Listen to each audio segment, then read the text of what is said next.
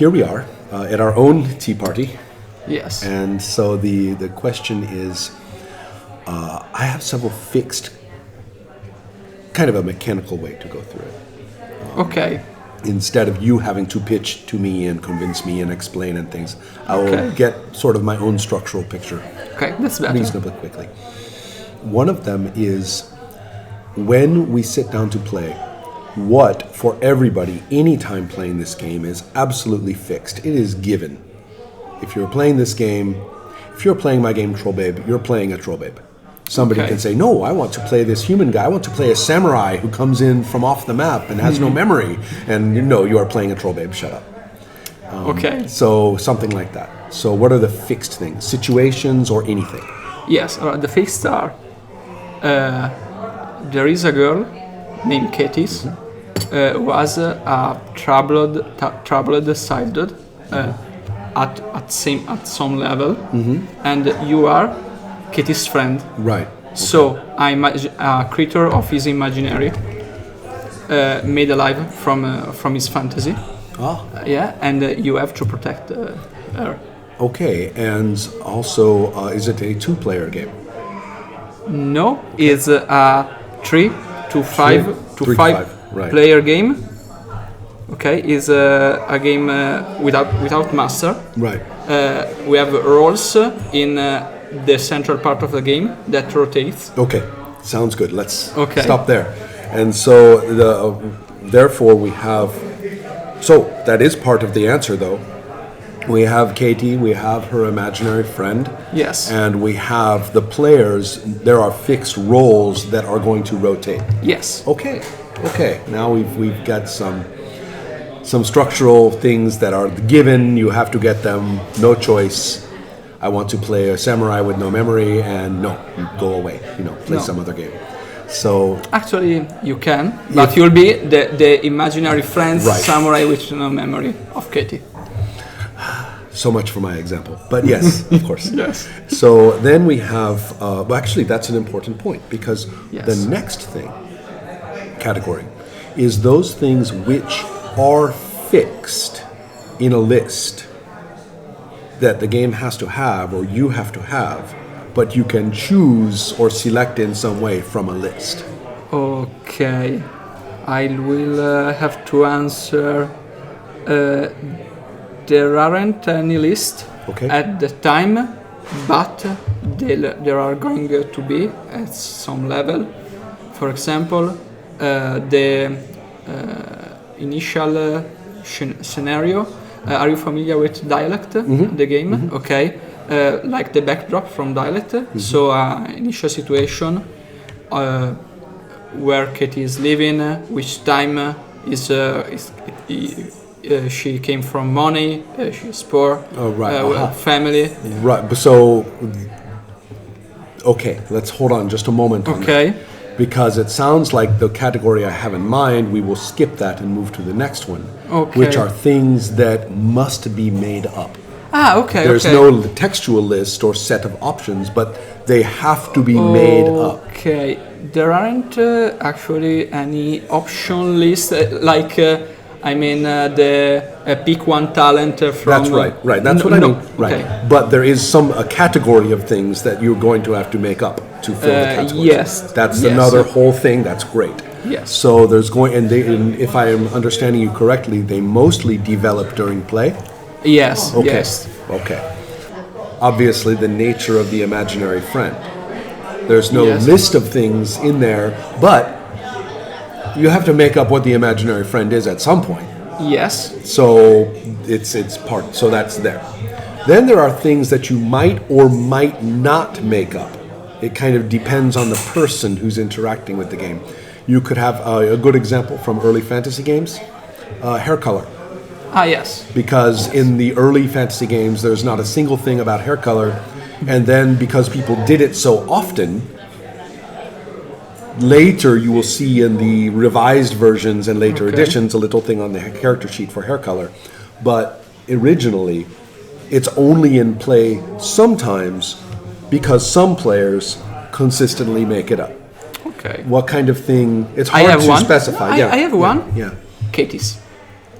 because Katy's character is an agent of some part of the game, but since she rotates, his behavior Yes. shifts. It is a part of the roller's agenda. She is a gestalt. They all are really, but both are gestalts. Yeah, Yes. because she's a kid, Yes. so she can shift so very quick. And his appearance through my playtest, no one bothers to specify Katy is blonde with blue eyes and Right. curly hairs and so on. It's not important because the focus isn't on Katy's but on the friend. But does very occasional details, do they sometimes jump in? Yes. That's what I'm talking Yes, about. yes, That's yes. a perfect example. And the fact that it is on the title character makes it really interesting. Okay. Yeah. So, all right. Fantastic. So now you can see I have sort of a structural idea of the game by going through those categories. I don't know how to play yet, Yes. but that's all right. That's all right. My interesting question, too, is the next relevant question is what kind of play experience are we talking about? Do we sit down Yes. and play one time and we are done with Katy's Tea Party Yes. this time? So I have a very specific design goal for this game. This game is I think to this game from this particular time frame. Is Sunday afternoon. You join with your friend. You do the setup. Meanwhile, someone makes tea. It's 5 p.m. You sit down and you start to play the central part of the game. And then about 2 hour and a half. You close the game, you do the final part, it's the finale, and then pizza arrive, you can have dinner and then movie. Right. Oh, okay then. Yes, this is okay. So it is a tea party. Yes. Okay. Yes. I want Right. to be a tea party. Perfect. So we have also the, it's obvious that I'm going to be just continually thinking about other games and sources Yes, and it's- things like that for that. And none of these are intended to be suggestions No. or it's- perfect it's parallels, but just things that drift in and out of my head. Ben Lehman's Clover is something that I've enjoyed playing and also involves the life as experienced by the child. So what is real and what is not all that important. The procedures of play, you have already clarified to me that the roles rotate, and obviously the question is, what does the third player do? Yes. Okay. You have three main roles. The other two are support-like. Okay. We have best friend, who has you play. Wait. This is the Oh yes, presentation slide, yes. Chains of the past. Okay. Best friend, you play his character and you are the spotlight. Katy plays Katy, and the shadow play the soul, the discomfort, and the source. Discomfort is like, I'm not sure this is the right word in English, but is something ugly who is perceived as ugly by Katy. Well, calling it the shadow is very common in English. It Yes. comes from Jungian psychology and has entered general vocabulary. Yeah. And it's also the name of a game by Zach Arntzen called Shadows, which okay. was the first successful, in my opinion, the first successful role-playing design for kids. Nice. And is and so yes, we are talking about a shared vocabulary for these things that Okay. works. So with those roles in hand, rather than teach me the procedures of the game, I'm going to ask you about your observations of the procedures of the game. Okay. At present, have you participated in or observed successful play? It actually happened. They played the game. Yeah, I do both. I made 9 playtests. Yes? And the last one we played on Hangout, and I asked to the player, "It's okay, I just watch." So I play as a living rule book. So Yes, which of course. one? Yeah. And they play it. Okay. And it works. Okay. Right. Okay. So exactly. So I talked to Francesco about this thing fairly strongly, that, especially at the stage of his design for Trentia, is that he needs to stop listening to all the damn suggestions.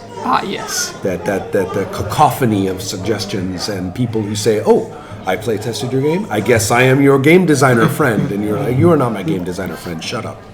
All I needed to do was I already saw you play. That's all I needed to do. Right? And yes. Go ahead. Rule is I'm the designer, so maybe I'm not the most expert one, but if one person after playing my game tells this is wrong, do like that, is 1 versus 1, and I win because I'm the designer. Right. If 2 people I see.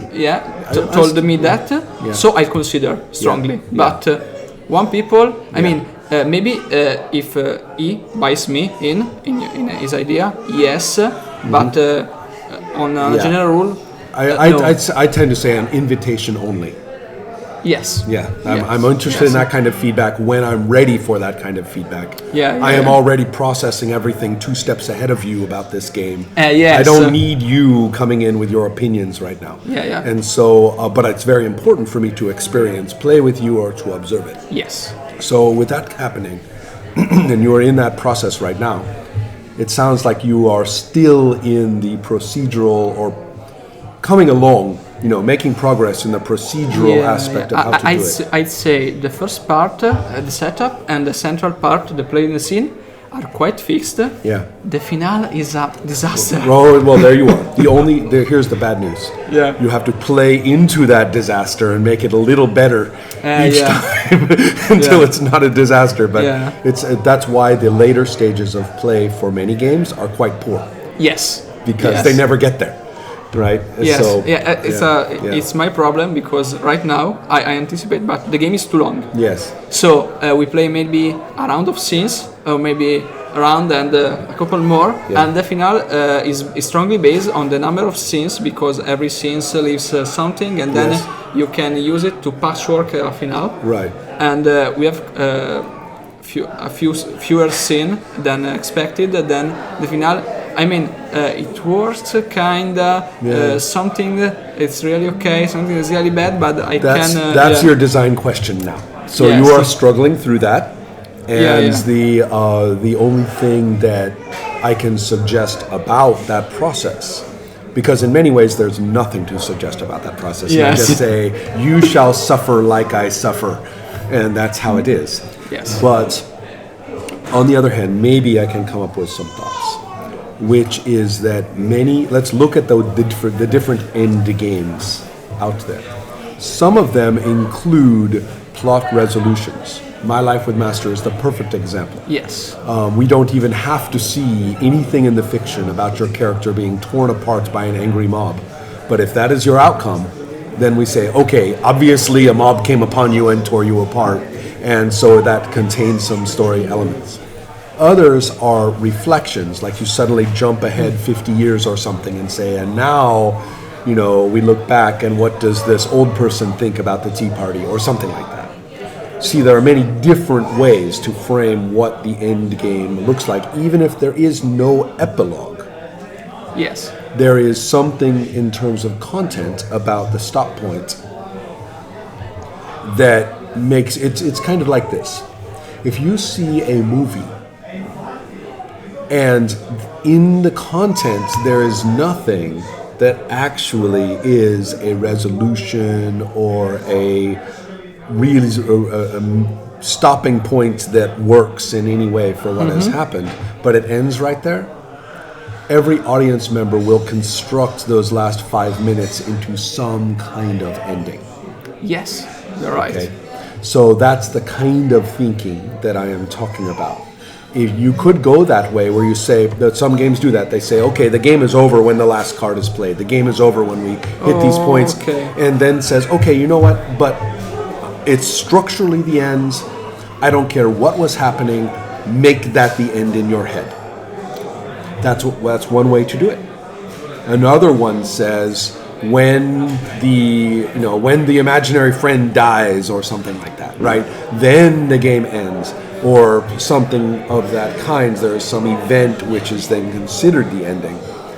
Do you see, when you're talking about endings, there are many, many different variables, and the structural variable is secondary to the kind of mental process you want to be considered the ending. Okay, that raises so many more questions. All of them. All of yes. them. It's questions about stories at a very powerful level, because stories are not transitive only. They do not come from there into my little head and then the story lands there like a rock. I am working it. I am working the story as I am watching and making it. And that's even for the transitive media too, like movies. So in role-playing games, that process is naked. Yes. Completely, and that's where they are terrifying as an art form. So therefore, that's all. You say there are thousands of questions. Good. Yes. My job is done. My job here is done. Try to remember that is the cognitive process of judging something an ending when it is imposed, or it is the fiction itself reaches what you call an ending and then you structurally close it. Okay. See, it could go either way. Yes, I have one point on that. Yes. So, and in the early stages of the game, parenthesis, this game comes from the 200 word RPG. Yes. So, first draft, okay. The first iteration of the game has this open ending, but I want this could be lost in translation. I want my game to finish with a return in an anthropological sense.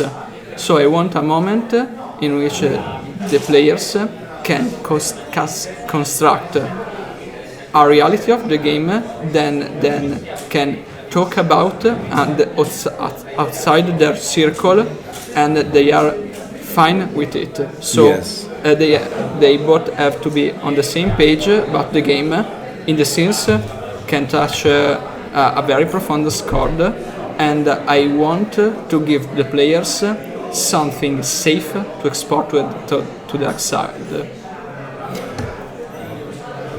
That is a very experimental goal, and that means you're going to have to experiment to achieve it or facilitate it. Okay.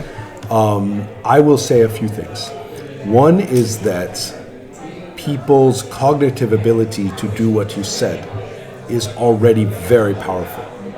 Okay. Very strong. And so only a minimal explanation and step, a minimal directive, will be enough. Okay. Will be enough. And its qualitative features, that it is safe to export, that kind of thing, you cannot make that happen. Those, what you do is you provide a directive of what to do, sure, and then see what that group will be safe with. You see, so and the trouble is, this is an important discussion for this Luca. I've been having a very productive discussion with different people about this. In many ways, mandating what is or is not safe as part of the process of play is not very functional. So in other words, the adjustment of safety boundaries, the nuancing of them, and permitting it to be adjustable or to be able to reflect upon them, is much more valuable than having something that shuts things down. So, yes. So it could be. And so, in that sense, when you talk about the sort of, you say the game, of course, has induced in us. I trust you. The game in us has induced in us an imbalance or a sense of discord or a sense of. I don't see. The game is constructed, especially I talk about the central part of the game, is constructed to dig deep in yourself. Yes. For manufacture, I mean, you have to protect a little girl from evil. This touch your heart, merely. It mostly does. Yeah. You play an imaginary friends. The game doesn't specify it, but it doesn't give any directive to construct your imaginary friend. So chances are you pick from your childhood. Yes. So it's very personal. Right. And then I have to mention then the only way to protect Katy efficiently is becoming a monster in his eyes. Right. That's quite interesting. Is the game is constructed to explore yourself deep. Yes. So then the question is, how do we export it in a way that we are comfortable with? And so, therefore, I just want to create like an upper level of shyness that you get. How the games go? Okay, we play this, and this is the finale, and this is like a cover on the. Yes, and so if I'm not mistaken, you have already just given me the rule. Yes. In what you just said, which is to say, now that you are done, and I'm not suggesting. I feel like I'm just repeating. So yes. So when you are done, say what happened with Katy. Say what happened with Katy in a way that you want to share with others. Yes. Done. Period. Yes. No if and but and be careful or this or that or what. No. They will take care of it from there. And I think that would be again. That's what I'm hearing you say. Every time you start thinking about how to specify or clarify, you stop yourself. Yes. And that's my sign in listening to you that maybe you should stop yourself and just let it be that directive. So that's maybe nice. it's not so bad, Yeah. Thank you. You make me feel better with myself. Of course not. No, it's okay. I'm just thinking of all the painful missteps in my history of game design. The wasted time or the missteps or the bad design that has resulted by talking myself into certain things, and so that's what I'm thinking about. Yes, it's the thing about being a pioneer. I suppose. Okay, I can work your step at some level. No, it's true. It's true. And so the path is clear for me. Yeah, excellent. I hope so. Yes. Excellent. Well, I want to know, is there other things that you want to ask or talk about that are currently in your sense of what is... Well, you already talked about the finale as sort of your big design and play questions that you are working through. Yes. And we've talked a little bit about, I think, a couple of important points about the ending and things. How about maybe the conflict resolution mechanics? A little bit. I mean, my question is, how do you feel about them experientially? You're happy? They feel good? Yes. Okay. Very good. In that case, I don't want a full explanation, but just a little summary. Okay. Because they're not really a question. Right? They're not. This is. It's actually very simple, but the scheme is the best thing. Okay. First things first. This is a Victorian tea party. Yes. So, drinking tea has the same social significance that you are drinking in a Victorian tea party. You are drinking when you have nothing to say or when you want to order talk. Okay? And this is the general rule. In the game you drink tea, and the drinking tea is the central part of the conflict resolution mechanic. Because the conflict resolution mechanic is by having some other roles that back you up. As a friend, you can act towards discomfort, so try to push him away from Katy or changes things directly, or by teaching Katy like the Cyrano de Bergerac. Katy, if you do this go away. Right, okay. Right. Then Katy drinks if he feels protected, and this is a nuance that playtest give to me because I wanted to. Don't know is the right term, but Daniele Di Rubbo suggested me. I want players make advocacy of his roles. So Katy drinks in the conflict if she's feeling protected. If the friends do something to act to other discomfort, that is not the mama bear thing. Katy doesn't feel protected. Right, So right. next step is Katy's. Yes and no. Yes. Yeah, okay. Okay. Well, that's probably enough for Okay. my brain. Okay. But to know that you have it set up there and we know when Yeah. we are finished, Okay. that's good. I get it. Yeah, that's Okay, great. okay. I'd love to examine that a little bit later, but Yeah, I can share but it to you. But you have seen it pass through the human hands, Yes, and it's so wo- that's good. I, That's really- I quite comfortable with this. Is a lot to explain, maybe like the infodump thing. I you, know. you experience it? Well, Yes. a little bit, but also it doesn't really suit the purpose of our plan Yes, here. but, to tell you the truth, it's one of those things. Just do, when you are playing. Yes. You say, put this out there. I'm not going to explain it. Just do it. Yes. What box are you in? Just do it, and you will see when we are done. Yes.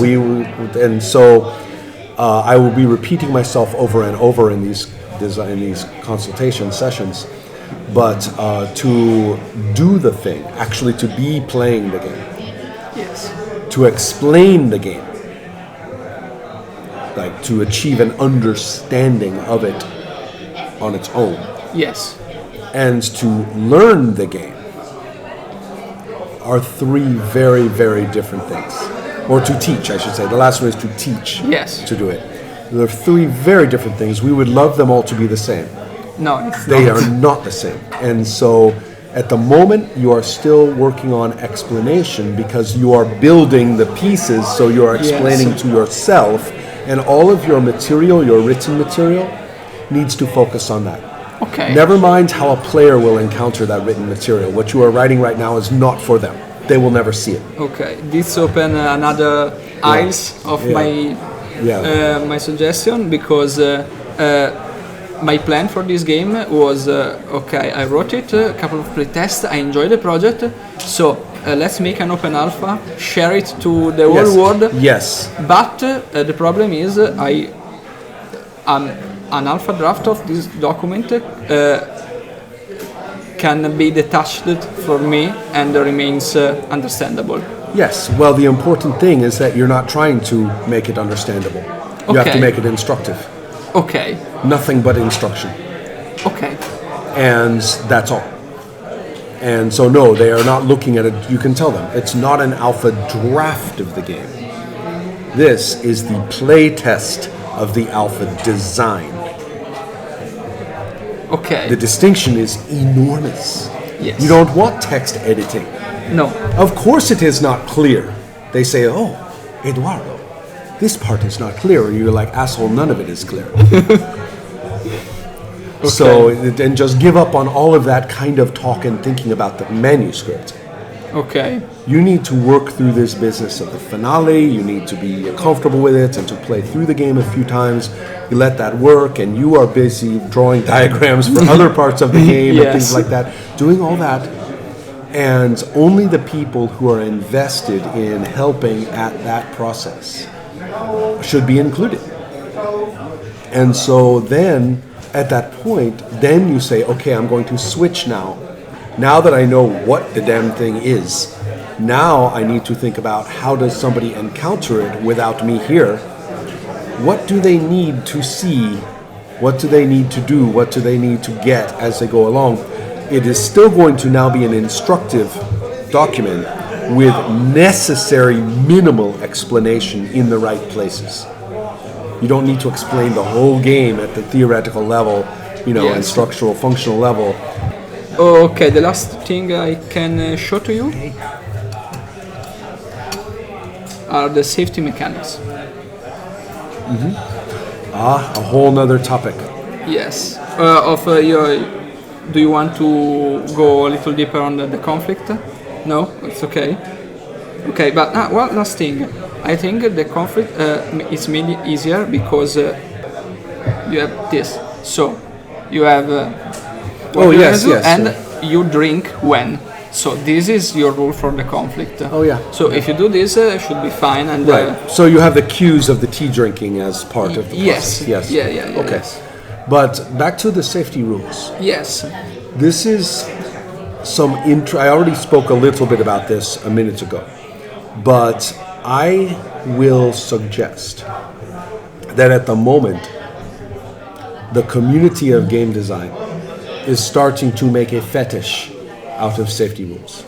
Okay. Rather than actually thinking about humans playing the game, who really play it. Not what if some imaginary person is going to play it and they would think this. And no, let us go to the actual humans playing the game.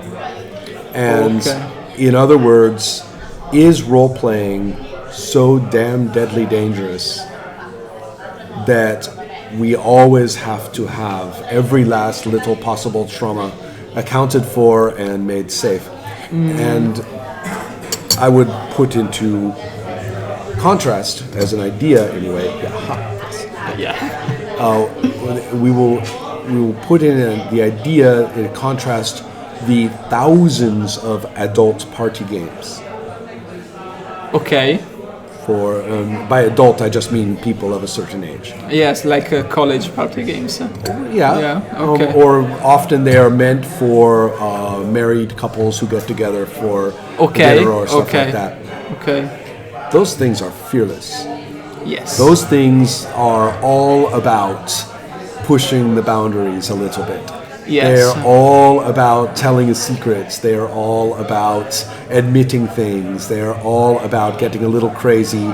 They're all, by the standards of the current discourse of role-playing games, horrifying, wrong, shocking, traumatic, triggering. Yes. And you know what? It's okay.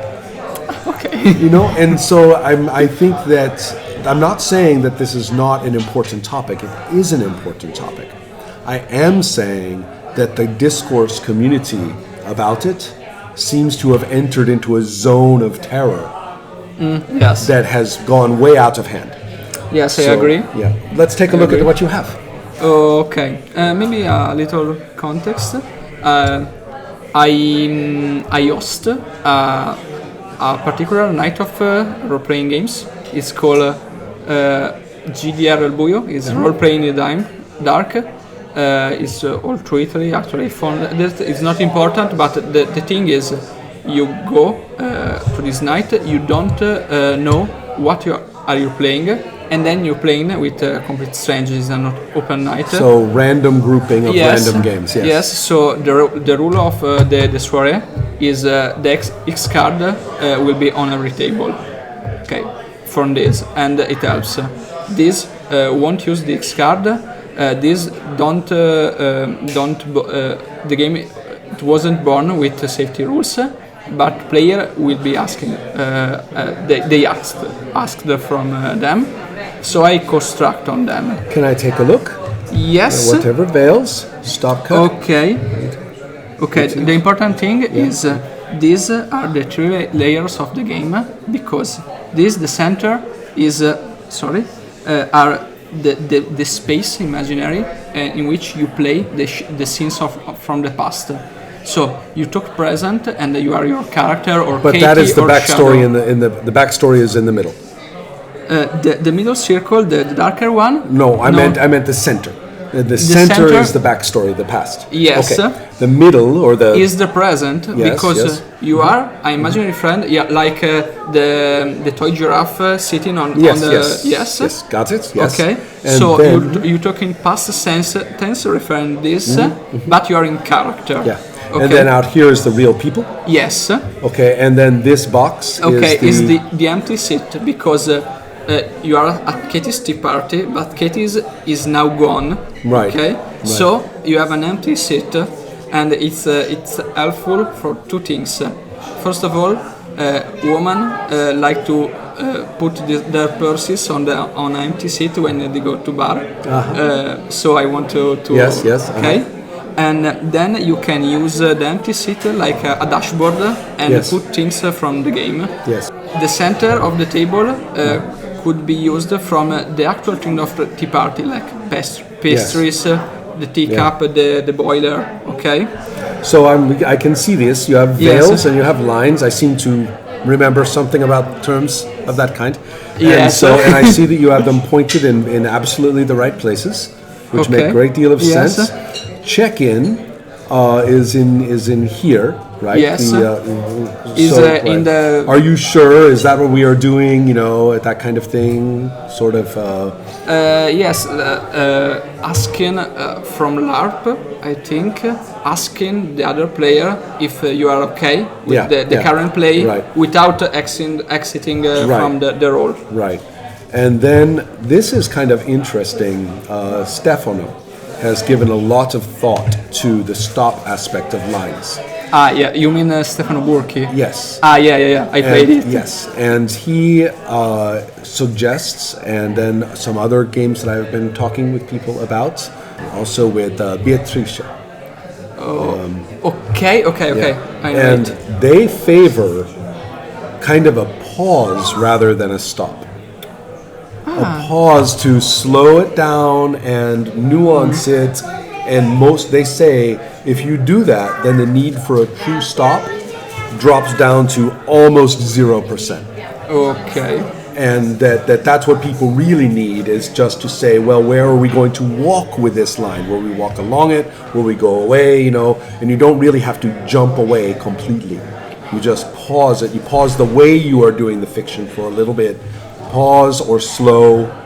In my mind, this is the break. Oh, I get it. Yes. Because sometimes it happened during playtest. Actually, I was the one who triggers this. Yeah. Because for me, the teams, the way I was exploring the teams is, I mean, not the safest thing to do, Right. but it was okay. But one person at the table feels uncomfortable and he cuts. Right. It's right. okay. And talking about the weather, won't be enough. Yes. I get it. So, but in my mind, if you need to take a break or Right. de-escalate, you're talking about the weather. Yes. I see. In a Victorian so way. you have it here. Okay. Yes. Okay. Interesting. Okay. But I see. We will continue the discussion about safety and things at Adept Play, because everybody seems to want to talk about it here. Everybody has been frustrated or has opinions and experiences, and I think there's room for a lot more conversation. Yes. My opinion is if you have one, if you have a safety mechanism, so if you have a vocabulary to communicate your safety and willingness to play certain teams, it's okay. Provided you have the vocabulary, then you don't want to use it. I mean, you haven't to use it on every game, but here they are. You can use it if you feel unsafe.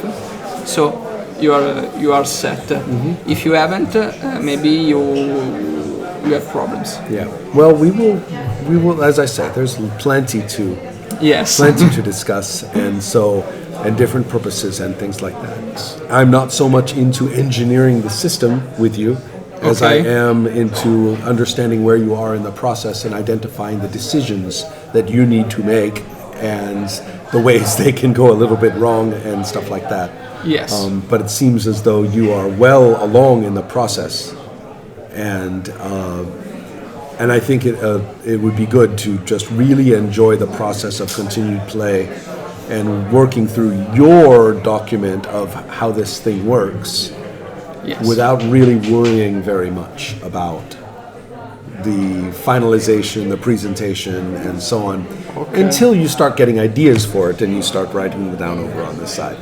So, there's the rush to jump into presentation and publication.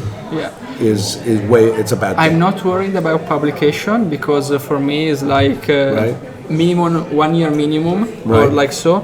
But my problem right now is I have a certain lack of playtester, and if it was for me, I will play every Sunday. Right. Like. Right. But the requirements are a little bit stringent. So. Yeah. But I will tell you this. I'd like to try and play online with some people when I get back to Sweden, and then we can set it up and do it. Okay. Thank you very much. Thank you. Yeah, this Thank looked you. good. Yes. You are good. Oh, Really? I hope so. I hope so.